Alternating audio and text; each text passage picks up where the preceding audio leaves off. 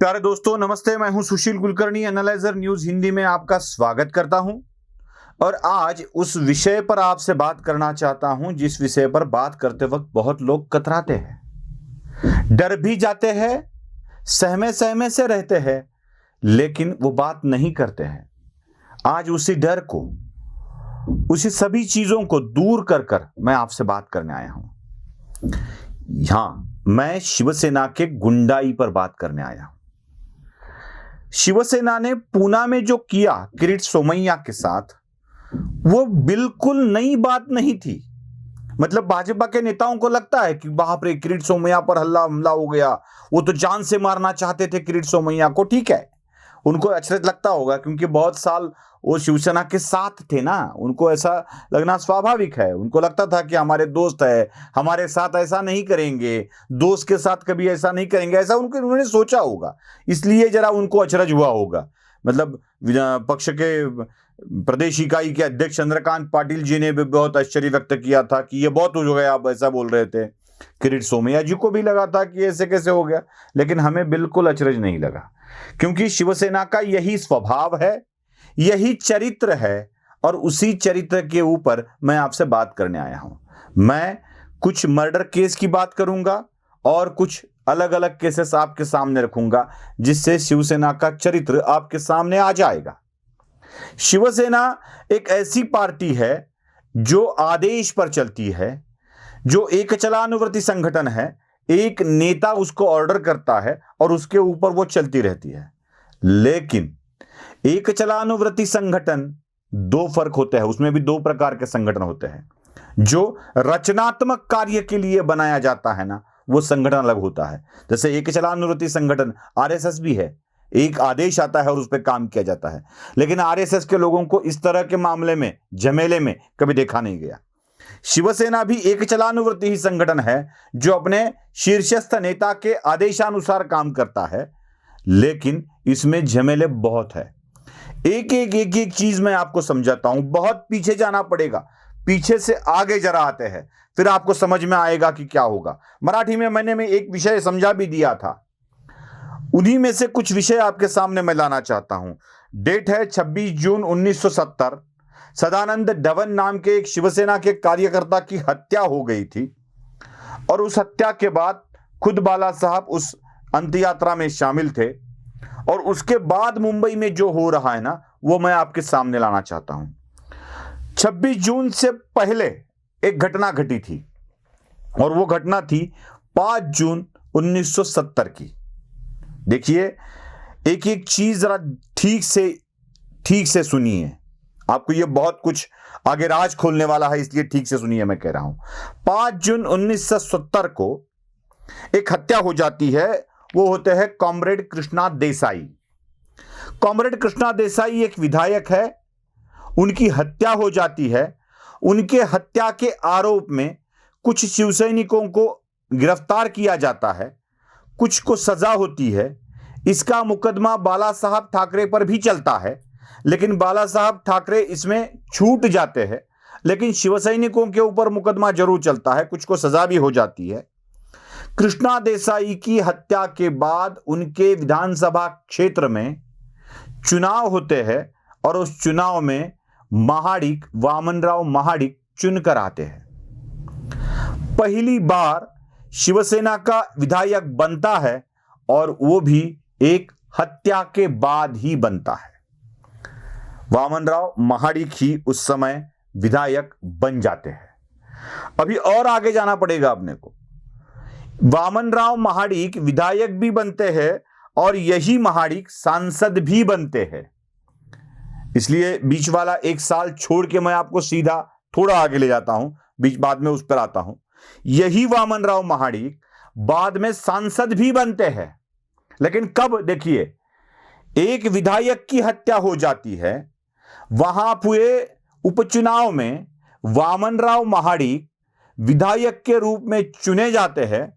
उसके बाद 16 जनवरी 1997 में एक सांसद की हत्या हो जाती है। उस समय सांसद नहीं थे वो, लेकिन उनके इलाके में सांसद की हत्या हो जाती है और वो थे कॉमरेड दत्ता सामंत, जो एक बहुत बड़े कामगार नेता के रूप में मुंबई में काम करते थे।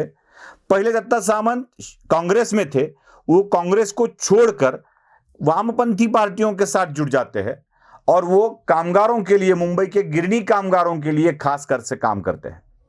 उनका कद इतना बड़ा हो जाता है कि मुंबई के इन गिरनी कामगारों का वर्ग अगर किसी को साथ चाहिए तो दत्ता सामंत को ही कन्विंस करना पड़ता है। दत्ता सामंत जो कहेंगे वही ये वर्ग करेगा, यहां तक उनकी साख बढ़ जाती है। अब दत्ता सामंत मुंबई के पॉलिटिकल लोगों के लिए एक बहुत बड़ी अड़चन हो जाते हैं। वो कांग्रेस की भी अड़चन हो जाते हैं और शिवसेना की भी अड़चन हो जाते हैं। मैं आपको याद दिला दूं, शिवसेना इस पार्टी की स्थापना ही कांग्रेस के लोगों द्वारा की गई है, उसको बढ़ावा दिया गया है। मुंबई में कामगार वर्ग में धाक जमी हुई थी वामपंथियों की। जितने भी लेबर से संबंधित लीडर थे वो सारे के सारे कम्युनिस्ट पार्टी से जुड़े हुए थे। उनके नाम के आगे पहले कॉमरेड लिखा जाता था। अब इन कम्युनिस्टों की धाक को, इन कम्युनिस्टों के प्रभाव को कम करना है तो कोई अलग मुद्दा चाहिए, यह कांग्रेस वालों को पता था। इसलिए शिवसेना को वसंत सेना का नाम दिया जाता है। शिवसेना को वसंत दादा ने स्थापित किया, उसको बल दिया और उसी को आगे चलाया। शिवसेना पहले तो मराठी मुद्दा लेके आई थी, उसके बाद वो हिंदुत्व पे उतरी है। जब उसको पता चला कि मराठी के मुद्दे पर नहीं चलने वाला है काम, उसके बाद वो हिंदुत्व पर उतरी है। जैसे भाजपा हिंदुत्व को लेके आई, वैसे शिवसेना भी हिंदुत्व से चिपक गई। लेकिन दत्ता सामंत जब कांग्रेस के लिए बड़ी अड़चन कर रहे थे, जब वो कांग्रेस को मुंबई में बढ़ने में मुश्किलें पैदा कर रहे थे, तब दत्ता सामंत को परास्त करना या हटाना जरूरी हो गया था। और यही एक अड़चन थी शिवसेना की भी थी। शिवसेना सपोर्टेड टू कांग्रेस हुई थी, ये आपको ध्यान में रखना चाहिए। और उसके बाद 1997 में, 16 जनवरी 1997 में दत्ता सामंत की भी हत्या हो जाती है। इसमें बोला जाता है कि छोटा राजन गैंग का हाथ था। आज भी उसी के ऊपर वो गुनाह चल रहे हैं, सीबीआई उस केस को फिर से रीओपन कर रही है, लेकिन आज तक उनके अपराधियों को पकड़ा नहीं गया है और ना सजा हुई है। वही केस आज भी पेंडिंग है, चलती आ रही है। दत्ता सामंत की हत्या के बाद जब मुंबई में चुनाव हुआ ना, तब फिर शिवसेना को वहां पर यश मिला, और जिनको यश मिला वो भी थे वामनराव महाडिक। उसी चुनाव में शिवसेना को यश मिला मुंबई में एमपी के रूप में। दत्ता सामंत जो चाहते थे वही एमपी बनता था, लेकिन वहां पर उसके बाद वामनराव महाडिक चुन के आए। देखिए कितना फर्क है। शिवसेना ने सीट जीती इसके बाद ही, मृत्यु के बाद ही, पहले वाली भी और ये वाली भी। यही एक विशेषता है। आज तक लोग ऐसा मानते हैं कि इस हत्या में भी शिवसेना का हाथ हो सकता है। अब चूंकि लीगल वे से इसमें छोटा राजन गैंग का हाथ माना जाता है, अब तक साबित नहीं हुआ है उसका हाथ है या नहीं, लेकिन यह माना जाता है। मैं आपको और एक कहानी बताने जा रहा हूं। श्रीधर खोपकर थाना के एक नगर सेवक। उस वक्त श्रीधर खोपकर जब नगर सेवक थे, तब थाना में शिवसेना अपना मेयर बनाना चाहती थी। शिवसेना को मेयर बनाने में थोड़े से वोट की कमी थी। उस समय शिवसेना के तब के जिला प्रमुख धर्मवीर आनंद दिघे थे और सतीश प्रधान जो पूर्व मेयर थे वही इसका सारा काम देख रहे थे। और तब मेयर पोस्ट के लिए प्रकाश परांजपे को शिवसेना ने आगे किया था। प्रकाश परांजपे का चुनकर आना लगभग तय था, लेकिन प्रकाश परांजपे 1 वोट से चुनाव हार गए और डिप्टी मेयर के चुनाव में 2 वोट शिवसेना को कम पड़े। मेयर के लिए 1, डिप्टी मेयर के लिए 2 वोट कम पड़े। इसका मतलब यह था कि कहीं ना कहीं शिवसेना में ही गड़बड़ हुई है। अब शिवसेना में गड़बड़ कौन कर सकता है, इसका अंदाजा और चर्चा चलने लगी। जैसे ही चर्चा चलने लगी, उस वक्त श्रीधर खोपकर ये नगर सेवक का नाम सामने आने लगा। श्रीधर खोपकर ही गद्दार है ऐसा लोग समझने लगे। और एक दिन ऐसा आया कि नाके पर 21 अप्रैल 1989 को श्रीधर खोपकर की हत्या हो गई। श्रीधर खोपकर की हत्या के बाद बहुत सारे नगर सेवकों को अरेस्ट किया गया। मैं आपको याद दिला दूं कि आज भी बोला जाता है श्रीधर खोपकर की अंत यात्रा में एक भी शिवसैनिक शामिल नहीं था। उसके अंत्येष्टि में भी शामिल नहीं था, अंत यात्रा में भी शामिल नहीं था। उस वक्त के थाना के पुलिस आयुक्त रामदेव त्यागी, उन्होंने मीडिया को बताया था कि उसमें शिवसेना का हाथ हो सकता है। मतलब खोपकर की हत्या में भी शिवसेना का हाथ हो सकता है, ऐसा लोगों को लगता था, पुलिस को भी लगता था। अब हत्याएं कितनी हो रही है देखिए। और एक मामला है रमेश किनी वाला। रमेश किनी जिस बिल्डिंग में रेंट पे रहता था, वो बिल्डिंग खाली कर उसका रिन्यूएशन करने की मालिक की जरूरत थी।